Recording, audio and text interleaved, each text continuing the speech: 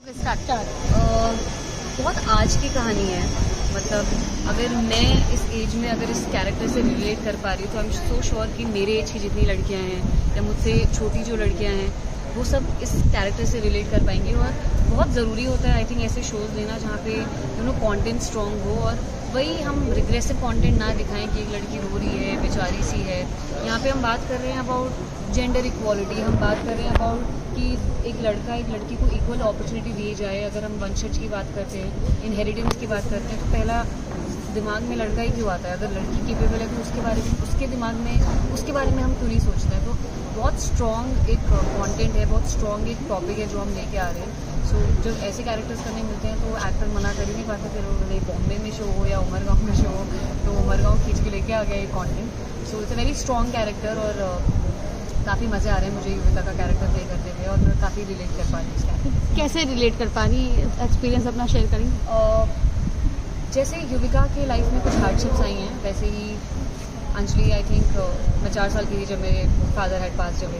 तो मेरी मॉम ने she has been a single parent. तो अगर आज मैं यहाँ हूँ, अगर मैं आज बात कर पा रही हूँ, आज मैं मुझे अच्छी एजुकेशन मिली है इज़ बिकॉज मेरी मॉम ने मुझे सिचुएशन मिलाया है। तो एंड वो एक लेडी थी जो she is been very shy. शादी से पहले आई थिंक वो कभी बाहर नहीं गई होंगी, उन्होंने ज़्यादा किसी से बात नहीं करी होगी। लेकिन जब उनके सर पे भी वो सिचुएशन आई तो उन्होंने हर एक चीज़ कैपेबिलिटी दिखाई ना अपनी।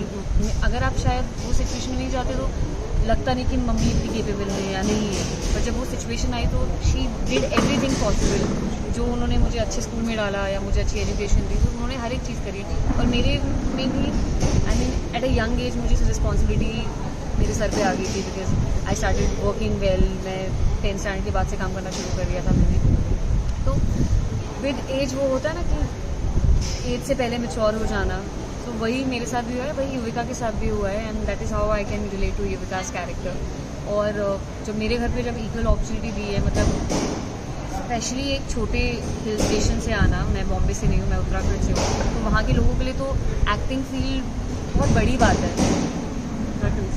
Oh wow lovely.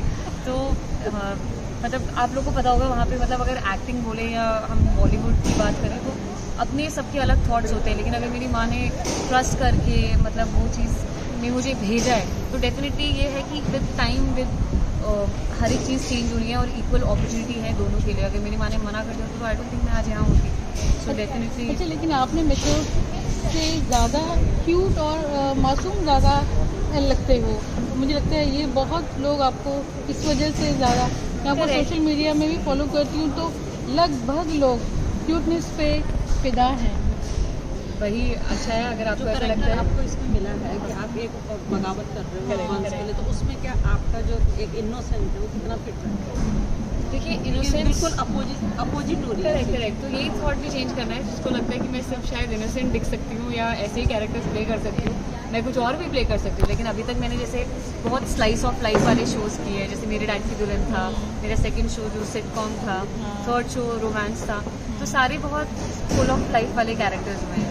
युविका आगे आपको इसका जर्नी दिखेगी, वो पहले फुल ऑफ लाइफ है लेकिन जब सिचुएशन उसके सर पे आती है वो मैच्योर भी हो रही है। एंड डेफिनेटली आई थिंक मैं अभी तक तो सो फार मुझे लग रहा है मैं अच्छे से पुल ऑफ कर पाई हूँ। अब आप लोग देख के ज़्यादा बता पाएंगे तो आपको इनोसेंस से ज़्यादा लगेगा कि हाँ she can pull off this character. और अच्छा, इसमें हीरोइन तो आप हैं लेकिन हीरो नज़र नहीं आ रहा कोई।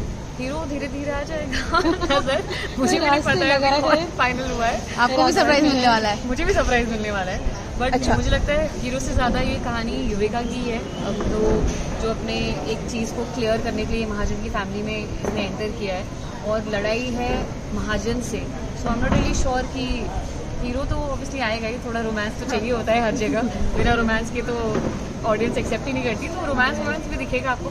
That is I am saying कि ये शो फुल है हर एक चीज़ जॉनर का। आपको यहाँ पे रोमांस भी दिखेगा, आपको यहाँ पे फैमिली बॉन्डिंग भी दिखेगी, आपको यहाँ पे मैं पेट्रियार्की की फाइट कर रही हूँ आपको वो भी दिखेगा। तो हर एक शेड दिखेगा। इट्स नॉट लिमिटेड टू सिर्फ एक ही रोमांस ही रोमांस भरा हुआ है या सिर्फ इमोशनल ड्रामा ही है। It's a family drama. You will see romance, you will see serious topics आपको दिखेंगे, ट्विस्ट एंड टर्न दिखेंगे। तो इट्स काफ़ी सारी शेड्स दिखेंगे आपको इस शो में। अंजलि की कौन सी बात इस सीरियल में युविका को काम आई है और युविका का कौन सा ऐसा प्लस पॉइंट अंजलि को जीवन में काम आ रहा है? जैसे मैंने बोला, बहुत चीज़ें हैं जिससे मैं रिलेट कर पा रही हूँ युविका से, क्योंकि वो सिमिलर चीज़ें मेरी लाइफ में भी हुई हैं। तो मैं ऑनेस्टली जो मेरे लाइफ में हुआ है ना, मैं वही इंस्टेंसेस लेके सीन्स परफॉर्म कर रही हूँ, और इसलिए इतना रिलेट कर पा रही हूँ। इसलिए अभी सो फार जितना चैनल ने और प्रोडक्शन वालों ने देखा भी है, तो उनको एक मेरी झलक भी दिखाई दे रही है उसमें, which is so important I think, क्योंकि जब तक आप अपना एक उसमें चीज़ नहीं डालेंगे, वो तब तक नेचुरल या रियल नहीं दिखती है। जैसे अभी थोड़े दिन पहले एक सीन आया था, एंड आई फील लाइक वो काफ़ी अच्छा गया है, वो सीन एक इमोशनल सीन था। तो मैंने अपना लाइफ का एक इंस्टेंस लेके, and that is how I perform. I think मेरे को जब ऐसे सीन्स आते हैं तो मैं अपने लाइफ से उसको जोड़ने की कोशिश करती हूँ। तो बहुत सारी चीज़ें हैं, जैसे मैं मैच्योर हो गई थी, वैसे युविका भी मैच्योर हो रही है। तो वो जोन जैसे अंजलि गई है, वैसे ही युविका के साथ भी हो रहा है। तो बहुत चीज़ें हैं जो रिलेटेबल है, और आगे बाकी शो में आपको देखते हैं। तो उत्तराखंड से मुंबई पहुंचने का कैसे सफर तय, मतलब आप आए कैसे? बिल्कुल प्लान नहीं था, बिल्कुल प्लान नहीं था। मैं 8th स्टैंडर्ड तक बॉम्बे में पढ़ रही थी। Then I had a real brother, we lost him. तो फिर उस घर में रहना बड़ा डिफिकल्ट हो गया था, कि जहाँ पे जैसे मेरे पापा के साथ तो मेरी इतनी मेमोरीज नहीं थी, क्योंकि I was very young, but with my brother I had so many memories. उस घर में रहना इतना डिफिकल्ट हो गया था कि मेरे अंकल जो है, मेरे मामा, मैं हमेशा उनको बड़ा थैंकफुल करती थी कि उनकी खुद की फैमिली है, लेकिन उन्होंने एक स्टैंड लिया कि मैं अब आप लोग को वहाँ नहीं रहने देने वाला। सो मेरे को 3 दिन पहले पता चला कि मैं बॉम्बे शिफ्ट हो रही हूँ।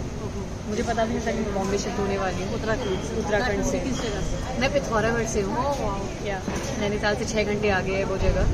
तो बिल्कुल कुछ प्लान नहीं थी चीज़ें, बट आई थिंक कि भगवान अगर चीज़ें छीनता है तो उतना ही आपको दुगना देता भी है, क्योंकि एक छोटे शहर से आना और अपने आप को फिर होर्डिंग में देखना यार बहुत बड़ी बात है। और मतलब सब लोग अभी फ़िलहाल इतने प्राउड है। मम्मी ने, आई थिंक उनको लगता है कि मैंने जितना डाला, जितना दिया है, उतना अभी उनको मिल रहा है वापस। She so proud. उनको जब 10 लोग बोलते हैं कि अरे मैंने आपकी बेटी का होर्डिंग देखा, मैं आपकी बेटी को देखती हूँ शो में। So I think it's a proud feeling, और अगर पेरेंट्स प्राउड है तो बच्चों के लिए इससे बड़ी बात कुछ बड़ी। गीता, महाभारत, रामायण सब रखा है। अब कितनी रियल लाइफ में कितनी पढ़ते हैं या धार्मिक? कितनी आध्यात्मिक हो आप? मैं आई बी वेरी रियल।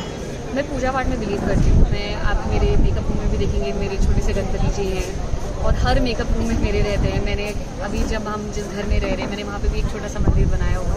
तो मैं in fact really I want to start reading Mahabharat. मैं गीता पढ़ना शुरू करने वाली हूँ, इनफैक्ट इस शो के बाद ज़्यादा।